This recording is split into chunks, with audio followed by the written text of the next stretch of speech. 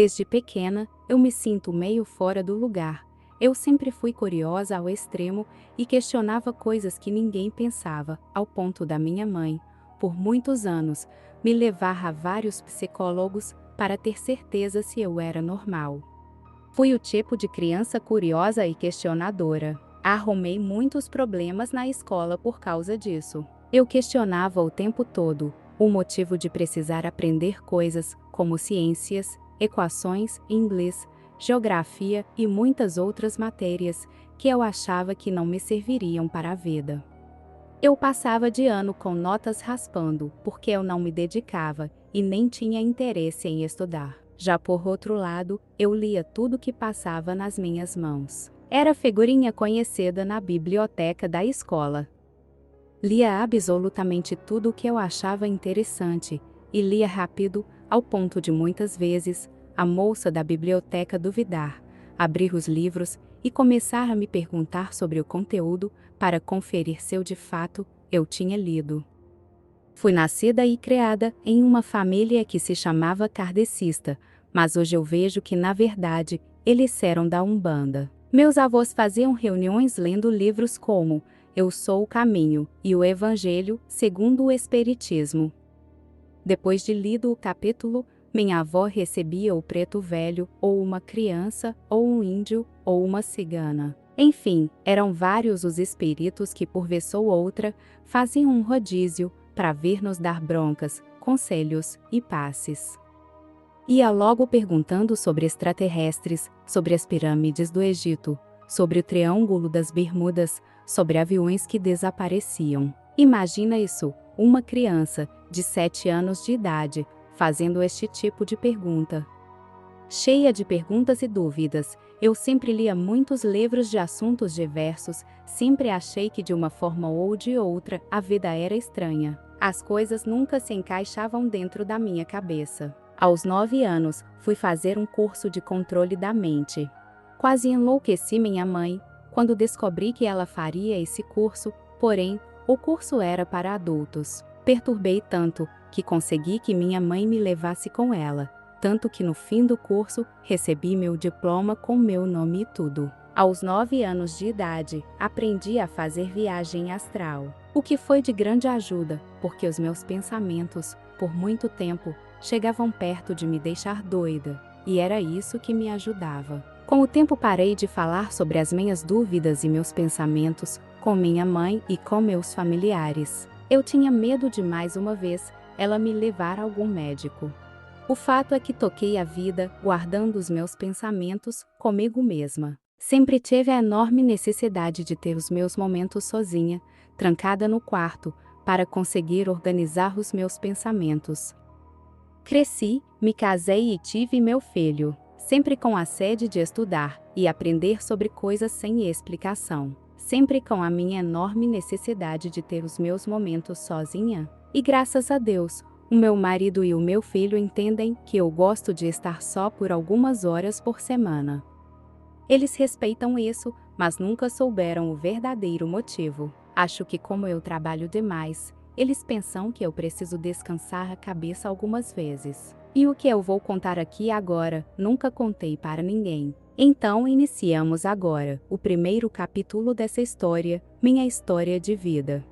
Era janeiro de 2004, foi mais um dia normal na minha vida. Tomamos café, eu, meu filho e meu marido. Meu marido foi para o trabalho. Fiz o dever com o meu pequeno e, após o almoço, levei ele para a escola. Na volta, passei no mercado para comprar algumas coisas e vim para casa. Trabalhei a tarde toda e por diversas vezes sentia que tinha alguém me olhando. Eu virava para trás, olhava ao redor e não tinha nada. Essa estranha sensação era tamanha ao ponto que comecei a me assustar com o cachorro andando ou o telefone tocando. Coisas bobas me faziam dar pulos.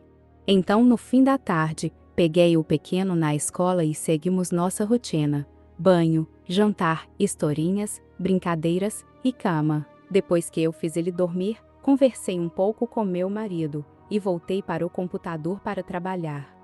Eu sou designer gráfica e trabalho em casa há anos. Nessa noite, eu trabalhei até às 3 horas da manhã. Me lembro porque eu olhei a hora no computador enquanto desligava. Foi quando um enorme silêncio me chamou a atenção. O silêncio era tão grande que quase dava para ouvir a respiração.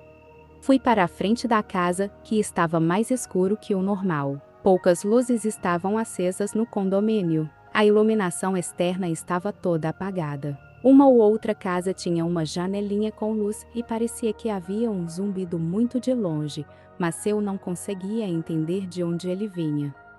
Um carro entrou no condomínio, eu achei as luzes dos faróis mais fortes do que o normal. Lucy, minha amiga e vizinha, desceu do carro e veio na minha direção, perguntando o que estava acontecendo. Ela estava chegando de viagem e no caminho do aeroporto até aqui.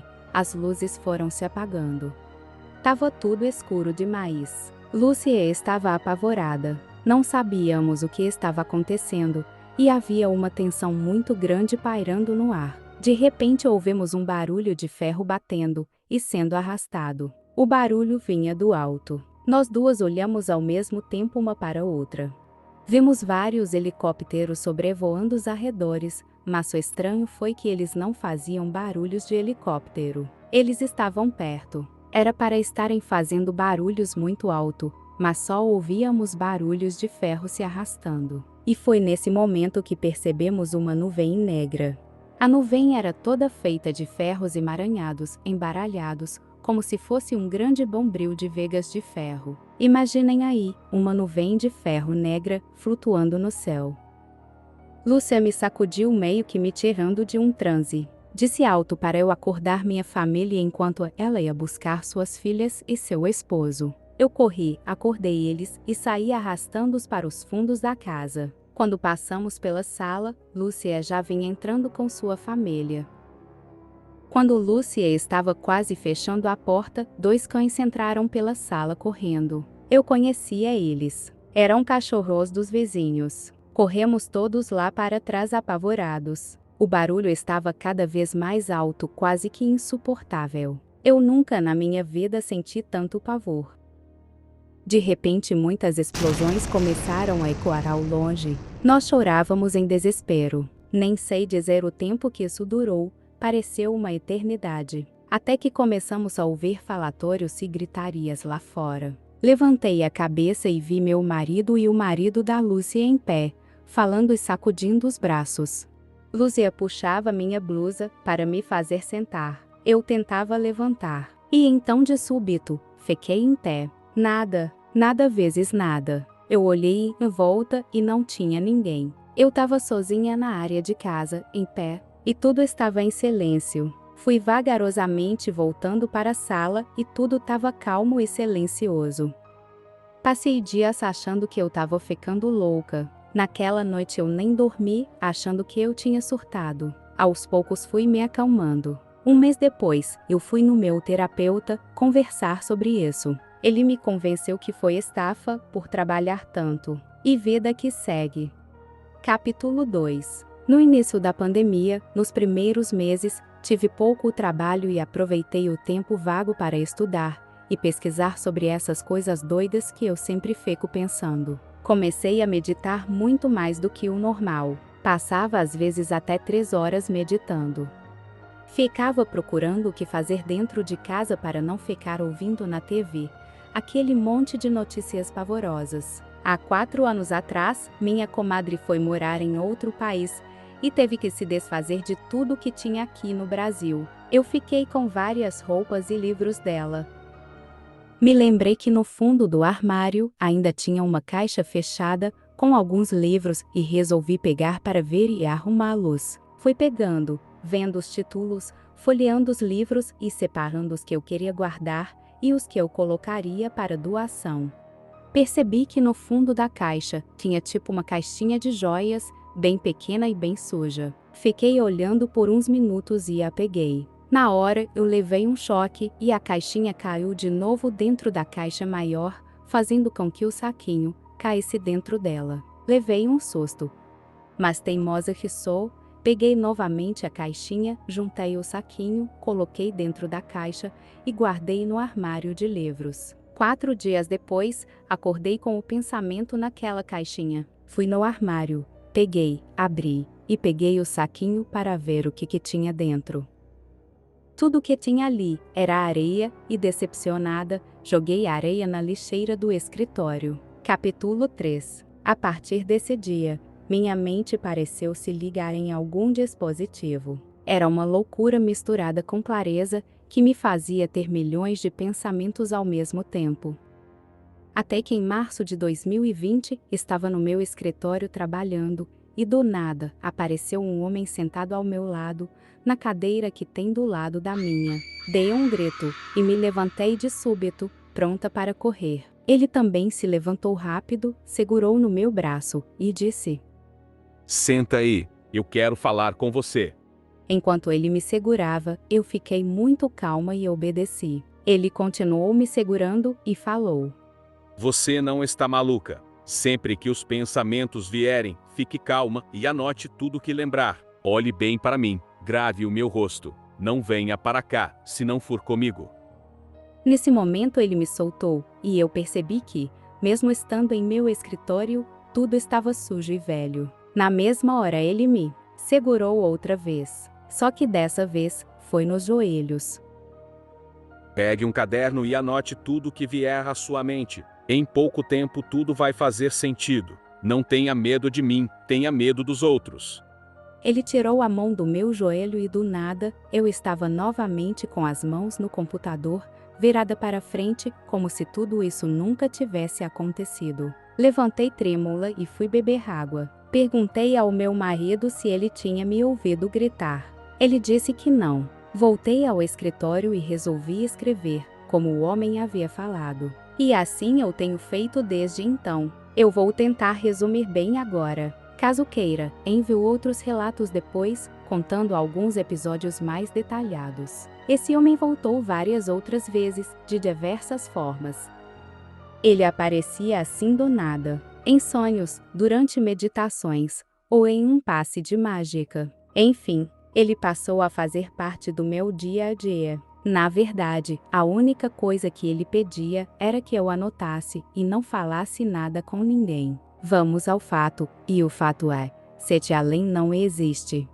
Na verdade, nós vivemos em uma grande simulação. Uma Matrix mesmo, bem parecida com o filme que conhecemos. A diferença é que não são só máquinas que comandam tudo, e sim máquinas comandadas por humanos. Segundo esse homem, vou chamá-lo aqui de José. Ele me disse que são 7 líderes. Tem também uma líder master, uma mulher que comanda todos esses líderes. Até que um dia o poder e a ganância começou a acabar com a harmonia. A mulher que comanda tudo criou algumas regras que na maioria das vezes são cumpridas e quando não são, os líderes são castigados, não sei de que forma. Eu vou inventar uns nomes aqui, para não falar os nomes reais e falar também das características de cada um deles. Como José contou, o líder maior é a Odara. Ela é justa, fria, prática e objetiva. Líder Lúcio, irônico, brincalhão e não se importa com nada. Líder Antônio, justo e bondoso. Líder Carlos, ruim, sádico e egocêntrico. Só não mata todo mundo por precisar da energia vital dos adormecidos. Líder Lucas, intelectual, frio, porém justo. Líder Márcia, vaidosa, indiferente a quase tudo. Líder Sônia, bondosa e justa. Junto com o Antônio, ela quer o fim da Matrix.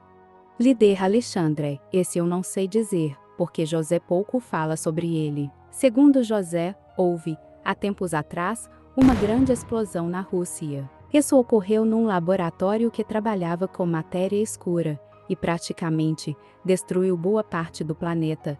A maior parte da humanidade entrou numa espécie de transe. Outras pessoas morreram e os que sobreviveram foram passando por uma mutação para conseguirem sobreviver à falta de luz, à falta de alimento e toda a escassez que o mundo passou a ter, visto que a atmosfera também foi afetada. Por esse motivo, os seres de Sete Além são tão brancos e com olhos escuros. A pele deles é grossa. Lá, onde você chama o de Sete Além, nada mais é que o mundo real, como é de verdade. Aqui onde nós estamos, é uma mera simulação, onde nós estamos armazenados, de alguma forma, que eu ainda não sei bem dizer. Servimos de fonte de energia para o mundo real. Sete Além foi um nome inventado por alguém que pegou. O nome é outro, na verdade. Perceba que muitas coisas não fazem sentido por aqui. Contarei para você mais algumas explicações do José.